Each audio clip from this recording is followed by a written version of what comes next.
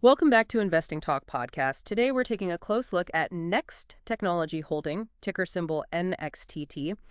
You sent us some info on this one, and it's definitely an interesting mix. AI software and, well, a lot of Bitcoin. It really is. We've got a few sources here. There's a company analysis, a due diligence report, and some recent news updates. These highlight, their bigger Bitcoin buys and an upgrade they made to their AI platform. Okay.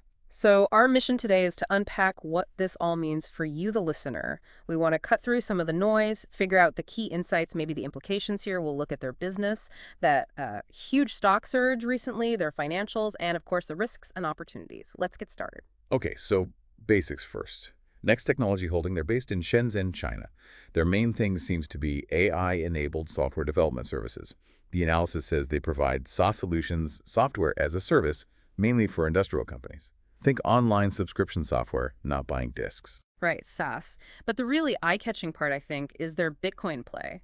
By the end of March 2025, they were holding something like 5,833 Bitcoin. That's a huge increase. End of 2024 was only 833 coins. And it looks like they funded a big chunk of that March purchase by issuing more stock. And this focus, this AI plus crypto thing, it's relatively new for them, isn't it? It is. They used to be called WeTrade Group, only changed the name in April 2024. They're operating in the U.S., Hong Kong, and Singapore markets too. And get this, the reports say they only have 6 employees. 6? Yeah, 6 people. Which, when you think about a company that briefly touched maybe $1 billion market cap, Yeah. it does make you wonder. It really does, about scale, capacity, everything. Definitely raises some questions there. Now let's talk about the stock performance because, wow, it's been incredibly volatile. The 52-week range is huge, like 7.22 cents all the way up to $6. Exactly. And then May 9th, 2025 happened. The stock just exploded, up over 700% in one day. Hit nearly $2.83 during the day, closed around $2.50. And the volume was just immense. 152 million shares traded hands. That's way, way above their 100-day average volume. So what drove that? Just pure hype. Well, the analysis strongly suggests it was speculative interest, triggered by the news about their bigger Bitcoin stash and the Q1 net income they reported. It's important to see that differently from, say, steady growth in their actual software business. Right. So it looks super bullish on the surface, that massive jump. But interestingly, the fear and greed index was apparently showing fear around that time, and some technical charts suggested the stock was overbought after that spike. Which brings us to their financial health. And this is where it gets quite interesting. On one hand, their trailing 12-month revenue is only about $1.8 million. Pretty small. Okay, $1.8 million revenue. But their reported net income for the same period is around $195 million. Whoa, hang on. $1.8 million in revenue, $195 million in net income. How does that work? That's the key question. And the earnings per share, the EPS, is also sky high. Depending on the source, it's like $6.61 or even $8.48 per share. Huge profit per share. Okay. And the market cap, there seems to be some confusion there too. Yeah, one source points to maybe $1 billion with about 436 million shares out. But another suggests it's much lower, maybe around $127 million. Either way, if you calculate the price-to-earnings ratio, the PE, it comes out incredibly low, like 0.36 or even 0.04 with the lower market cap. Which normally signals a stock is super cheap, potentially undervalued, right? Usually, yes. Yes. Or it could be pointing towards, let's call them accounting anomalies, that massive gap between the tiny revenue and the huge net income. It almost certainly means the profit isn't coming from selling software. It's much more likely coming from the rising value of their Bitcoin holdings being marked up on the books. Ah, okay. So the profit isn't really from their core operations. That Wow. feels less sustainable. That's the big concern. Relying on crypto gains for your bottom line makes earnings very volatile. And the due diligence report mentioned their free cash flow has probably been tight, maybe even negative historically. Makes sense with low revenue. On the plus side, they don't seem to have much debt relative to equity.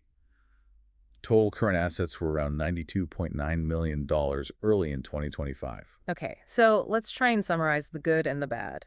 The strengths and the red flags. Strength. They are in the AI SaaS space, which is a growing area. Right. And the Bitcoin bet, well, it has generated huge reported income recently. Plus, they did announce that AI platform upgrade integrating something called DeepSeek. That could be positive for the tech side. Okay, but the red flags seem pretty significant. That tiny revenue versus massive net income is number one. Absolutely. Then there's the beta. It's around 6, which is extremely high. That means the stock price is expected to be way more volatile than the overall market. High risk there. And the 6 employees thing, we keep coming back to that. How do you scale with just 6 people? It's a major constraint. And then the biggest one, perhaps, the heavy reliance on Bitcoin. It ties their fate so closely to the crypto market swings. Plus, potential regulatory risks around holding crypto are always lurking. So looking at the market, it feels like the recent excitement is almost entirely about the Bitcoin angle, not the AI software. That seems fair. There aren't any analysts really covering it with ratings or price targets right now. Yeah. And chatter online, social media sentiment, it looks mostly focused on the crypto aspect, very speculative. And compared to the big players in AI SaaS like Salesforce or ServiceNow, I mean, they're giants. Exactly. Hundreds of billions in market cap, diverse revenues, long track records. Next Technology Holding is very much a niche player in comparison, very small scale. So looking forward then, what could potentially move the needle for them? Catalysts. Well, the next earnings report is key. That's expected pretty soon after that May 9th surge. That report should give us a clearer picture of whether that profitability is real or just, paper gains from Bitcoin. And maybe continued development of their AI SaaS platform could start driving some actual organic business growth down the line. But the risks loom large. They really do. The Bitcoin dependency is huge. Regulatory issues are always possible with crypto. And that limited operational scale, it really restricts how competitive they can be. Reports also suggest they're still facing pressure on operational costs, even with the stock surge. Okay, so summing it all up, what's the recommendation here, based on what we've seen? Look, based on this information, it leans towards maybe a hold or possibly a speculative buy. But that's only for investors who are comfortable with taking on a very high level of risk. This is not a conservative play. Right. That high risk comes from that weird income versus revenue situation, Yeah. the super high volatility indicated by the beta, and just the lack of solid analyst insight. There's definitely potential for upside if they somehow manage to really scale up that AI platform successfully. But the downside risks are just as significant, tied directly to crypto prices and the fact that their core business generates very little revenue right now. So what's the bottom line for you listening?